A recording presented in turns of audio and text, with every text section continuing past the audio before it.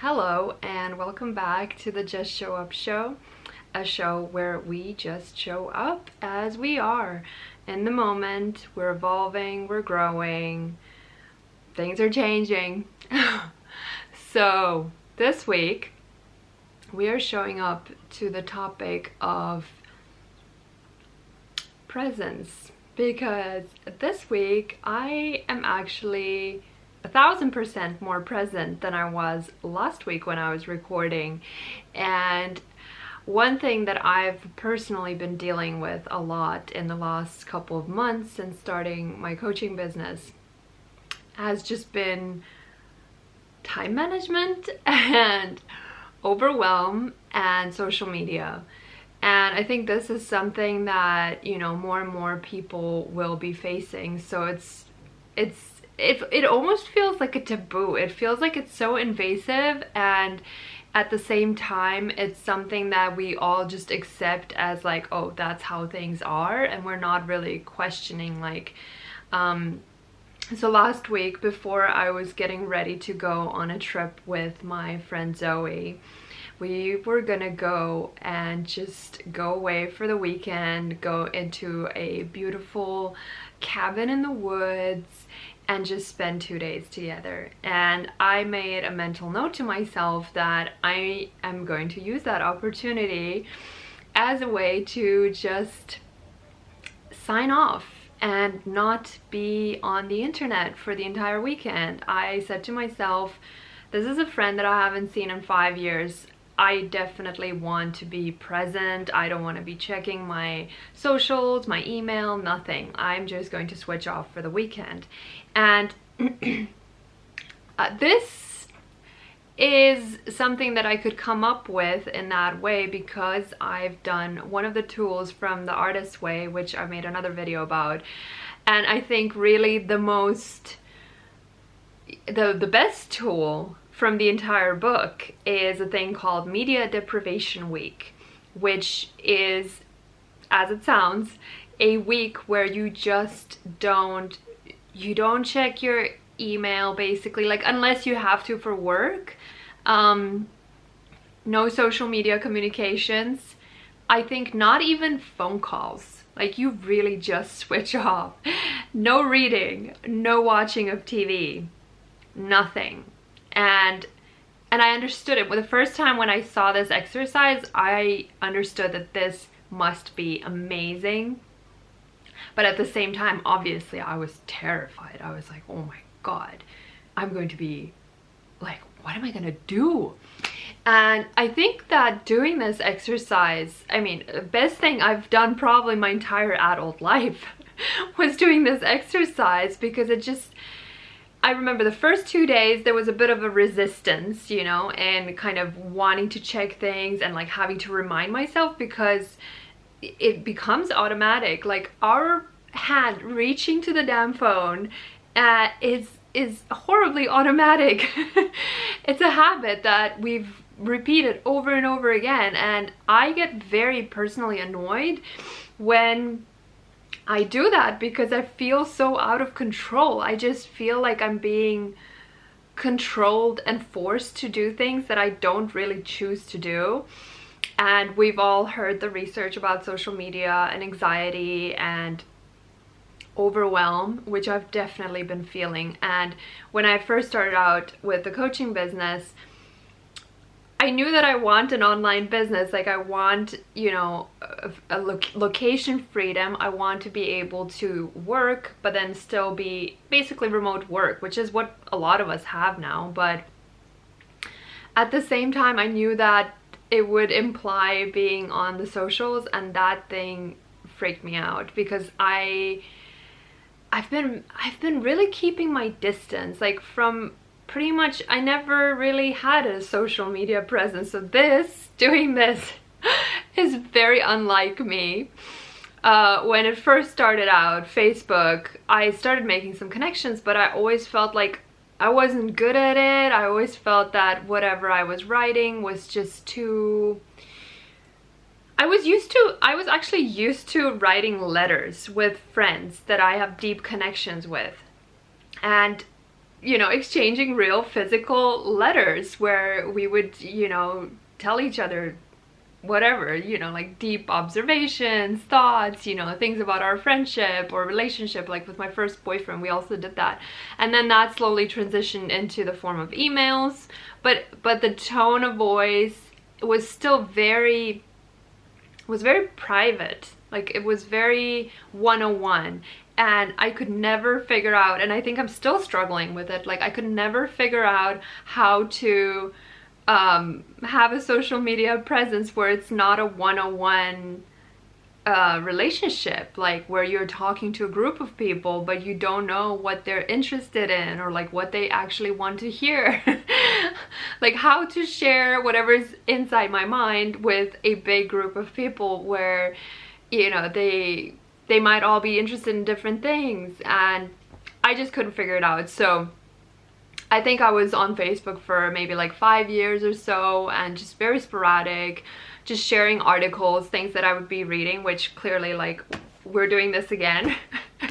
I think this is quickly turning into a book club, but I just, yeah, like that's something that I love doing. I love reading things, and I like to kind of distill them and like offer my feedback on them and share it with friends, whatever is useful in the things that I've been reading. But anyways, that was my way of using Facebook, and at some point it just started feeling like pointless. I don't know. So around the time when Trump got elected, my reaction to him getting elected was just like, okay, like this is pointless, you know, like me actually spending, you know, like 2 to 3 hours a day reading articles and like posting and sharing. I just felt like, you know what, like that actually has nothing to do with my life.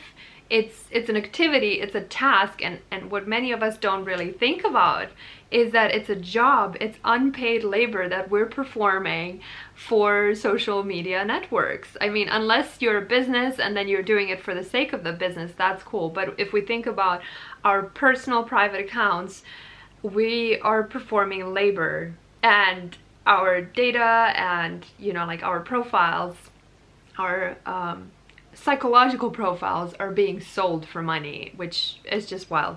So a lot of things happen around that time. Trump got elected, Cambridge Analytica happened, which just, wow, like destroyed me. And I just disengaged, and I just stopped reading the news, and I stopped posting. I haven't posted in 5 years up until this year, where I started kind of, the idea of not posting started feeling really bad because I felt like I was hiding, and I really don't want to hide, you know, like I want to occupy space and I want to show up, but then I want to show up on my own terms. So anyways, long story short, I haven't been reading the news in a really long time, and that is time that I decided to take back.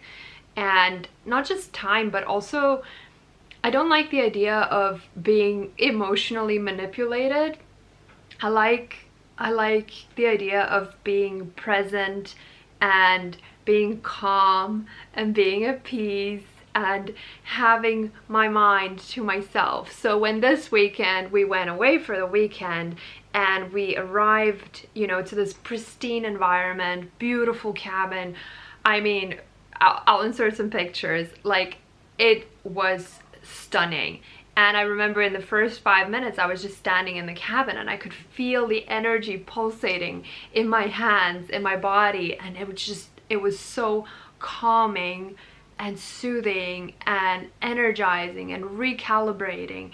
And I was just kind of stunned to notice, you know, like the contrast between that natural state. And I go to the forest every day for an hour, you know, like just to recalibrate and to attune to the frequency of nature, which is just, I mean, glorious. Like yesterday I went to the forest again and I was like, thank you, nature, for existing, because if it wasn't for nature, you know, like in our crazy, hectic, modern lives, I mean, how could we recalibrate? Like, where would we go? So I just really started thinking about this. You know, the last couple of months, my real kind of personal struggle has been so much around the idea of time and intentionality and just not being pulled around into these different directions. And I've been really trying to crack the code. Like, how can I use social media in a way that I choose to and that I'm not being pulled around? And, you know, like, most of my interaction happens through Messenger, Facebook, and WhatsApp. But then the other, 2 weeks ago, I was telling my friend, and I really started kind of remembering what it felt like before the internet. And I, at some point soon, you know, well, okay, not soon, but like when we get old, you know, like when we at some point are going to be the last generation that will remember life before the internet.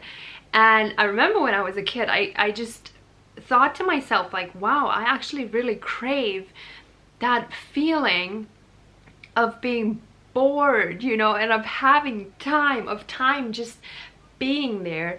And then this weekend, as I was driving out to the vacation retreat, I was listening to this book called Present Shock, and it just blew me away. It talked about this, you know, like, what does it mean to be present anymore in the time of social media, where, you know, if we don't take control of our interaction with it, it occupies our entire existence, you know. And for me, what I used to do, I would wake up, journal, and then I would go and check all of my messages and emails, and, you know, and then I was telling my friend that now it's insane, because in the past you had one mailbox, like you had letters coming to your house, and you had a telephone which had a voicemail.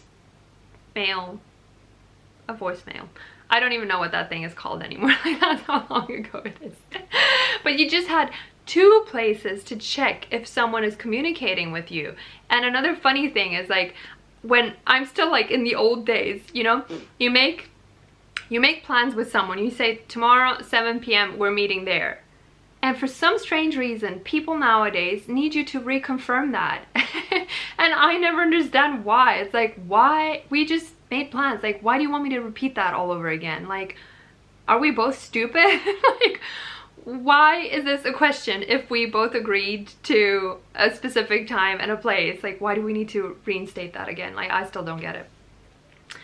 But anyway, so I was listening to this book, Present Shock, and I just was, you know, in the back of my mind, I was thinking, how can I make this work when I go back to my life, you know, because it just showed that I was overwhelmed and I had anxiety around this damn thing, you know, like this phone. Like, it has too much power over my life. And I knew this was an issue since the very beginning of phones. Like, since the first time I got a smartphone, it had control over me. Like, it's so exciting too, you know. And then, anyways, what I did, the breakthrough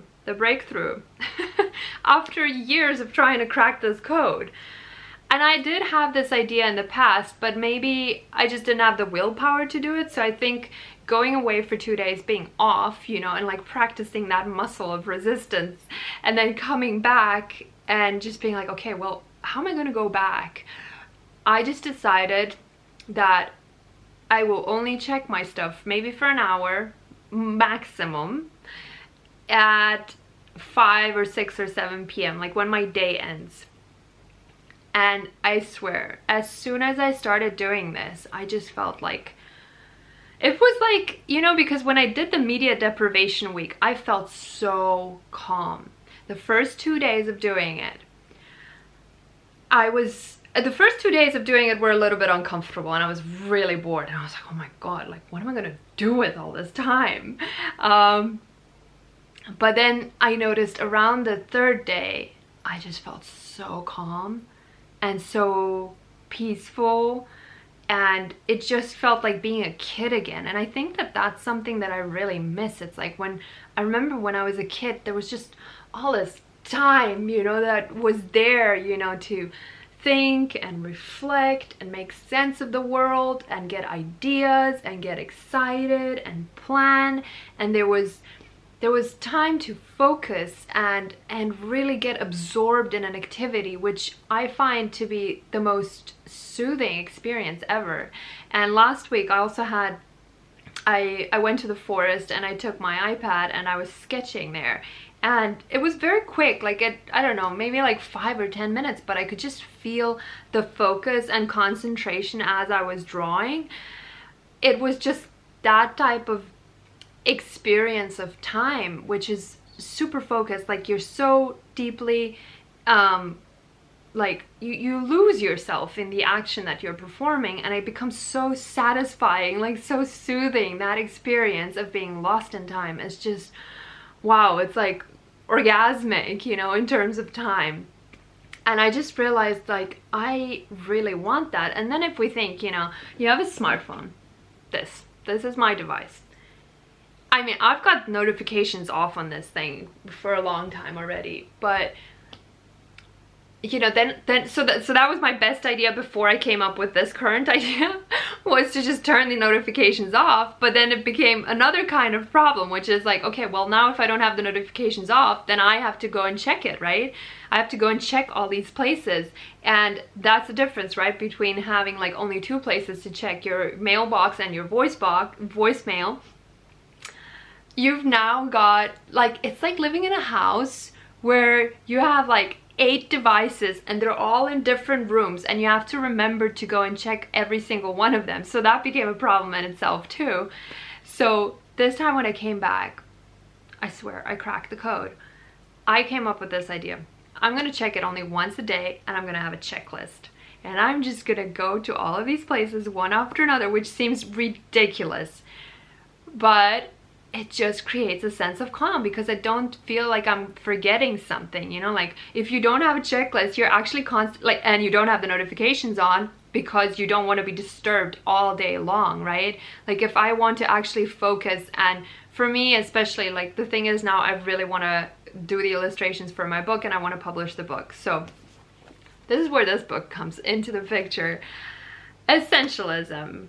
I just finished it last week, and I mean, there's a lot of things that are kind of being repeated about habits and things like that. But the thing that this did for me was just like, instead of thinking of your life as kind of like this compilation of all these different things that you're already involved in, it's like if you were building it from zero, what would you add? It's not like, let me look at this whole freaking mess and see what I can take out. But it's like, let's build this thing up from zero. Like, what is actually important to me right now? So it's like, okay, me, my love, my relationships, my friends, and everything like that. And then coaching, and then my book. And that's about it. So the other thing in this book is like, if it's not a 90% and 90% yes, then it's a no.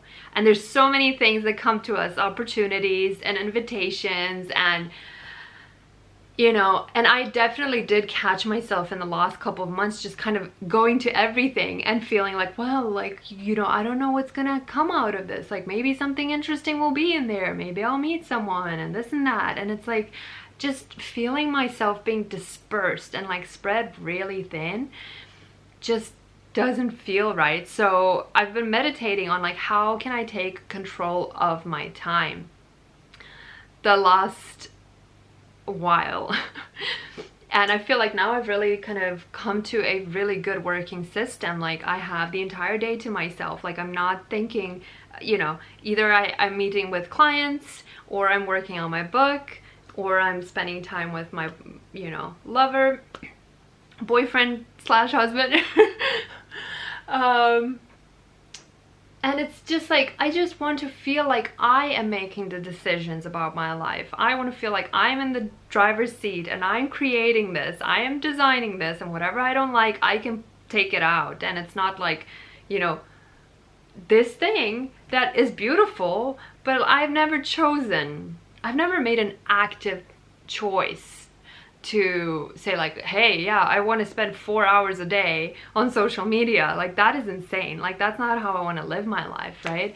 And I think most of us don't want to, but we don't know how to do it, right? It's like I've spent years trying to figure out a better solution, and also at the same time, I think I couldn't figure this out any sooner is because I had so much shame around it. I think a lot of us, you know, like if you look around yourself, like people are so addicted to their phones, and most of them have their notifications on, and you meet with friends and it's like their notifications are on and you're having a conversation and it's just like bing, bing, bing, you know, vibrating all over the place. And it's just, why are we constantly being interrupted, right? And then if we turn them off, then you are faced with another problem.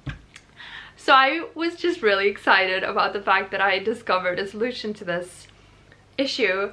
And the other thing was also like when I came back after those 2 days, that strange feeling, you know, like when you're either you want people to miss you and message you a lot, but at the same time, if it's a lot and it's too much, then it's too much, right? And you can't really focus on the things that you really want to get accomplished that make you feel good. So it's just really, really tricky, especially if you have like long distance friendships and you're moving around a lot, you're an expat, you're a nomad. Oh my God, brings a whole new level of complications in terms of like maintaining friendships, you know. And the other thing is like if you, let's say you have like 10 long distance friendships that you value so much because they were your great friends, but then you come to a new place, like think about the effort it takes to maintain 10 long distance friendships and how much time that takes away from you being present in your new environment. And you know how much, like, I don't know any of my neighbors here. Like, why? You know, I could. So I feel like, you know, taking control back of our time just creates flexibility, it creates freshness, it creates joy, it creates openness, and it feels like being a kid again. And that's what I've been missing for a really long time. And I do think, you know, if we have online businesses, we have the potential freedom, because most of us go to the idea of having an online business is because you want to have freedom, but then you just get sucked into the automatic way of doing things, which is not the best way. And that's what I've been talking about in the last video, which, you know, I got into that book and the flow because I wanted to get a better idea for time management. I was like, this can't be it, you know, like just obeying to this 24-hour cycle of, you know, like just emails in the morning and communications, you know, at noon, and then it's like, it doesn't work for me. I've always felt like it just doesn't work for me. And I prefer, you know, now also I notice like my work with my coaching clients is better because of that, because I'm not dispersed in the morning, you know, like I take an hour to journal for myself, to process my thoughts, you know, whatever insights I had, and then I'm clean, you know. And then when I come to them, like my full attention is on them and then on the next person, and then only after that I allow all that influx. Because if I allow the influx of messages, like there's 100 different stories going on, different details that I have to remember about this or that. It's just making my mind too busy.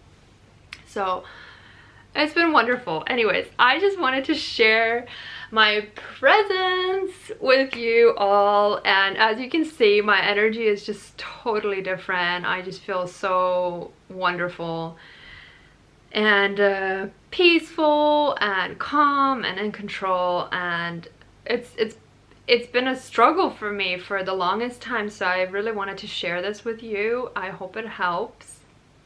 I hope it's a possibility for you.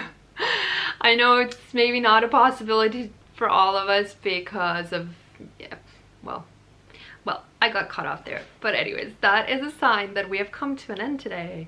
So thank you for watching. Thank you for being with me. Thank you for sharing, you know, my journey. Thank you for being part of this wonderful book club. And I look forward to seeing you again next week, and let's continue growing and learning together. And It's been a pleasure. Thank you. I will leave my website down below and I'll see you again next week. Bye.